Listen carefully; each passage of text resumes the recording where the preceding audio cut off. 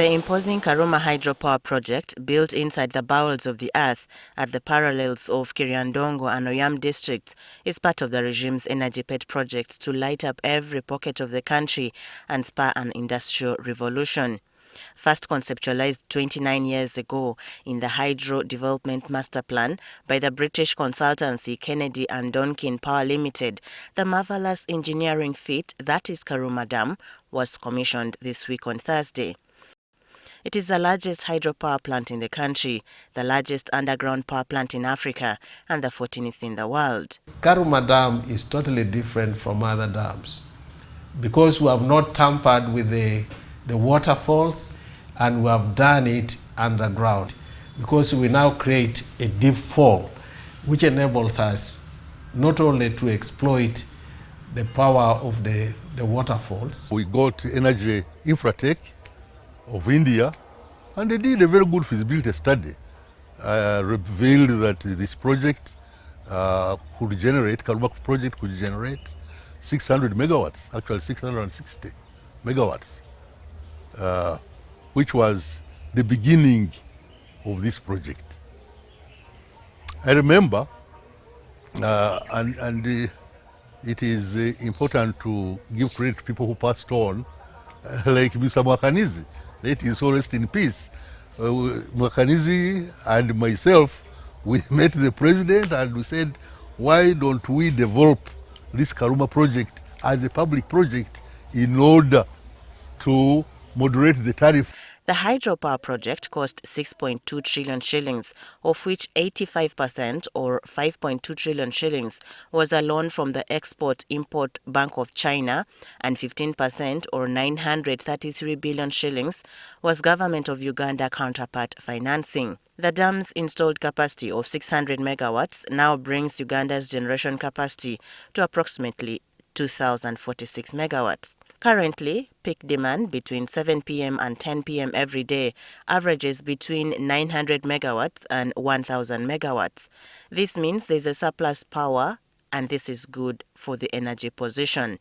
However, industry players call for cautious optimism, arguing that there's a lot of suppressed in-country demand on account of, among others, the millions of households yet to be connected to the main grid, the myriad wealth creation programs, and the massive industrialization drive. But we still have a long way to meet the target of 52,400 megawatts and 88. by 2040. For many key players involved in the project, the commissioning on Thursday was a bittersweet experience. We conceived it after the feasibility study.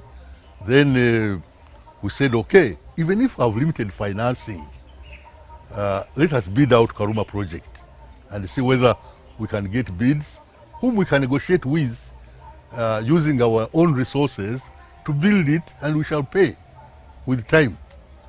That was the original concept. 29 years ago, precisely in December 1995, a group of Norwegians on a reconnaissance for investment opportunities in Uganda's energy sector were presented with a rough plan for Karuma and another upstream at Bujagali near Jinja. The two greenfield projects had been highlighted in the study by Kennedy and Donkin Power Limited. The British consultancy had been hired in 1988 to offer advisory services for rehabilitation of the Nalubale hydropower plant in Jinja that had suffered years of despair owing to the political and economic instability between 1971 and 1986 when President Museveni shot to power. Kennedy and Donkin Power Limited study also involved studying other sources of hydro potential along the River Nile. Engineer Kabagambe Kalisa, the former Ministry of Energy Permanent Secretary from 1997 to November 2016, recalled that the Norwegians expressed interest and hoped to build a dam at Karuma using a credit line from the World Bank. At that time, really the thinking was that let us go private more than public. And we started the Bujagali project. We conceived it in 1995. Together with this project, Karuma, NOPAC also comes in 1996. And we started promoting these projects as private sector projects. Coincidentally, Kalisa narrated that investors quickly picked up appetite for Bujagali. Then the challenge was that Karuma was a bit slow in terms of, NOPAC was a bit slow in terms of coming to development, and the promoters of Bujagali were very aggressive. Consequently, in 1996, the government had signed a $450 million or $906 million in today's currency adjusted for inflation with U.S. power giant AES Corporation to develop Bujagali. In March 1996, the first Karuma Hydropower plant designs were presented to President Museveni. And by 1999, we had packaged the Bujagali project to go into to have financial close, how the financials coming in, and therefore go into construction. Unfortunately, there was politics in the project. That is the Bujagali project, because some members of parliament, I must say, wrote to the World Bank, which was going to finance the project, and therefore the World Bank, with these wide allegations, decided to stop. Bujagali itself would later get mired in controversy and allegations of corruption. The project stalled until 2007, when the construction of the 250 megawatts plant started. Stopping of Bujagali project clearly was a big challenge at the time, because remember Karuma, we couldn't fall back to Karuma because the promoters had also gone slow, which was good, because at that time the promoters of Karuma NOPAC were looking at a small project, 150 megawatts. So therefore the power sector had a big problem at the close of the century. After the back and forth with the Norwegians, in September 2006, the government signed a Memorandum of Understanding with India's Infrastructure Development Finance Company Limited for promoting development of the project. Norpak Power Limited walked away from the project in July 2008, but the government moved fast to acquire the project's intellectual property rights, including designs. In September 2009, the Ministry of Energy hired Indian consultancy Energy Infratech (PVT) to undertake a detailed feasibility study, designs and prepare tender documents with plans of developing the dam from the public purse. Still, the plan was to construct a 250 megawatts basing on earlier designs. What is difficult on any project, and you know I've done many projects myself. You know, I've done oil from the scratch, you know, from the beginning. You see, when you start something from the beginning, that is the most difficult part, because people don't know whether it's a project or not. The procurement process commenced in September 2010 when the ministry advertised the invitation to pre-qualify for construction of Karuma. 98 companies bought the pre-qualification documents from the ministry. Out of the 98 firms, 28 submitted pre-qualification documents to the ministry and were evaluated. The ministry's contracts committee, sitting on March 15, 2011, approved the pre-qualification for 9 companies. As procurement was ongoing, one day in late 2010, senior energy ministry technocrats led by engineer Kalisa were summoned to State House. There, they met an Italian engineer from one of the bidding companies, Salini Constructori SPA, who floated the idea of digging deeper at the falls to harness the water to increase pressure, which would yield as much as 600 megawatts. There's one man, an Italian. I don't know what happened to him. The people who were with me in energy, is Kawagambe Kalisa here? He was working with Salini. He was called Antonio. Yes. He was working with Salini. He was a construction engineer. He was called Antonio? Yes. Thank you. Then this Italian man came. He was younger. He was a young man, not so old. He came and said, why? Why do you do this? Have you forgotten geography? In July 2011, Energy Infratech presented to the government various options looking at different capacities and their pros and cons, finally leading to the final selection of the option giving 600 megawatts. Between 2011 and 2013, the Karuma Hydropower Plant was rocked by corruption claims and investigations by the Inspector General of Government and court cases and injunctions. On March 13, 2013, as CIWE put up a spirited fight, President Museveni held a meeting during which he guided that a collective political decision on the matter needs to be taken by Cabinet.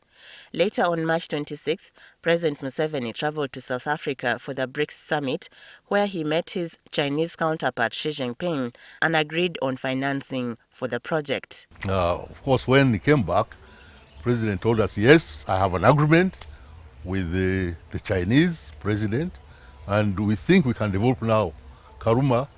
We have a bit of our money, but of course our money will be about 15% of what is required, and we had the 15% anyway in the bank. So he said, go quickly and start the negotiations. In June 2013, China International Water and Electric Corporation, which was evaluated as the best bidder for the Karuma tender, was short-circuited and the deal was awarded to Sinohydro. To placate China International Water and Electric Corporation, the government awarded the company construction of the 183 megawatts Isimba Dam at the parallels of Kayunga and Kamuli districts. In August 2013, Sinohydro Corporation Limited signed the contract agreement for construction. On August 13th, President Museveni broke ground for construction of the 600 megawatts Karuma project. Karuma's EPC tender also included 3 transmission lines with their substation, the 248-kilometer Karuma Kawanda 400 kilovolt line, 55-kilometer Karuma Oluio 400 kilovolt line, and 75-kilometer Karuma Lira 132 kilovolt line. 4 years after construction, reports emerged of multiple defects with the plant, leading to back-and-forth investigations. The probe reports by Ugandan experts illuminated concerns about the quality of works and construction integrity of the dam supposed to last 100 years. The reports of defective works intensified dogfights between the Ministry of Energy, led by Kalisa and his team on one hand, and Uganda Electricity Generation Company Limited, led by its board chairperson Stephen Isabalija and Harrison Mutikanga on the other. Inexplicably, it was the fight over supervision of the Karuma and Isimba Dam projects that got Mr. Kabagambe, who first joined the ministry in 1976 under the Department of Geological Survey and Mines, given a boot 40 years later. I know there have been these challenges, allegations and counter-allegations there. People have lost jobs, others have lost, others are there. But you see, at the end of the day, this project should have taken 60 months. 60 months, that is 5 years. It has taken twice the amount of time.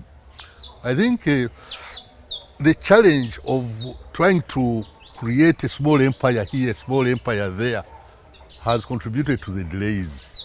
In August 2016, President Museveni tapped Dr. Badri Chigundu, who was winding up his tenure at the Electoral Commission, to lead the steering committee for supervision of both Karuma and Isimba dams.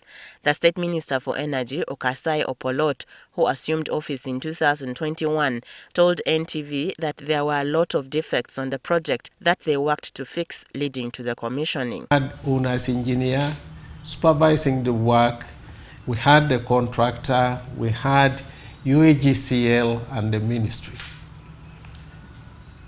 There wasn't clarity in the harmony of operations. There wasn't. Right from the word go, I saw that these were working in silos, each one to his assignment.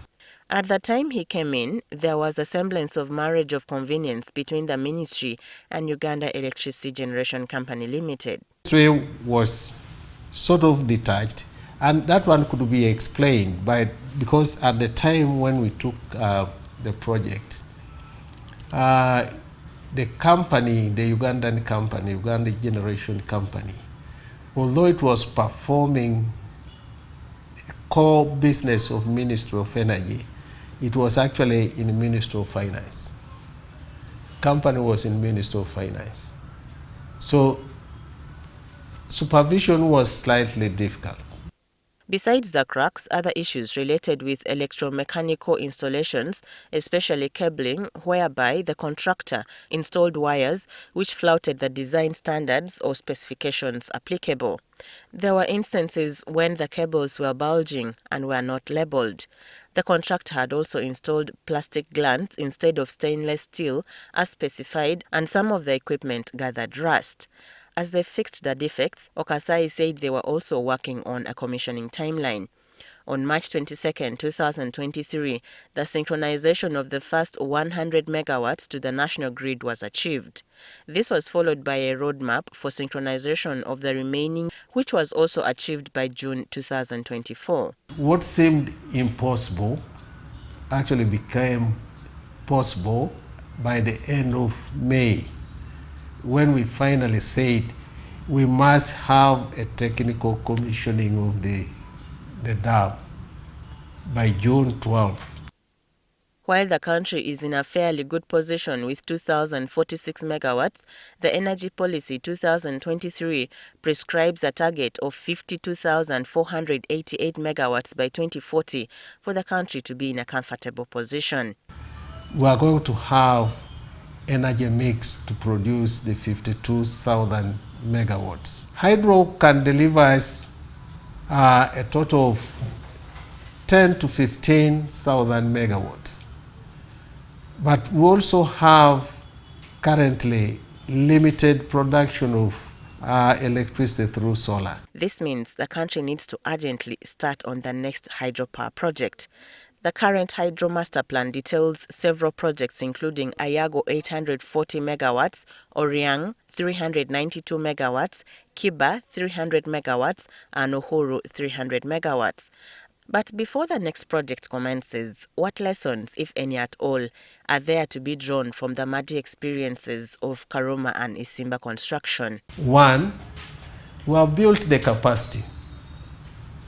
We have built capacity for us not only to supervise, but also to construct the dams using our Ugandan engineers. It's important that we as a country, we don't sleep. We mobilize financing, not in big chunks, but slowly build capital. Then on the technical side, you need a good coordinator. The initial completion timeline for Karuma was 60 months ending December 2018, with defects liability period ending 2023. However, on account of fixing the reported snags and later the COVID-19 lockdowns, the project was extended by another 60 months. Now, the contractor has to stay until 2029 for the defect liability period. And while the initial cost of 6.2 trillion shillings has not changed as a result, on the other hand, millions of dollars more will be bled during the 5 years of defects liability period running until 2029. For some, this is a gain.